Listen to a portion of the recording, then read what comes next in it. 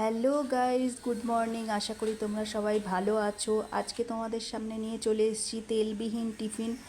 এখানে দেখো আজকে সব ফ্রুটস দিয়েছি টিফিনে। এটা আঙুর, বেল কনস্টিপেশনের জন্য খুবই ভালো। যারা তোমরা কনস্টিপেশনে ভুগছো, এই বেলটা রেগুলার খেতে পারো, তোমরা খুব আরাম পাবে। আর এখানে আছে একটু বাদাম, পেস্তা বাদাম, আমরা সকালে এটা রোজই খাই। শসা, কলা, কলাও খুব ভালো পেটের জন্য। আর এটা আছে একটা কেক, পেট ভরানোর জন্য জাস্ট। এটা শুধু ফল খেলে যদি আবার অসুবিধে হয়, ওই জন্য একটু কেক আছে। এই হচ্ছে আজকে ফলাহার টিফিন। মাঝে মাঝে ফলাহার করলে মানে তোমার তেলও খাওয়া হলো না, শরীরটাও ভালো থাকলো। তো তোমরা সবাই ট্রাই করতে পারো। শুধু ফল খেয়ে থাকবে একদিন টিফিনে। রোজই তো তেল ঝাল মশলা খাই, তো একদিন যদি স্কিপ করা যায় তেলটা, তো শরীরের জন্য খুব ভালো। থ্যাংক ইউ আমার ভিডিও দেখার জন্যে। সবাই ভালো থেকো। বাই।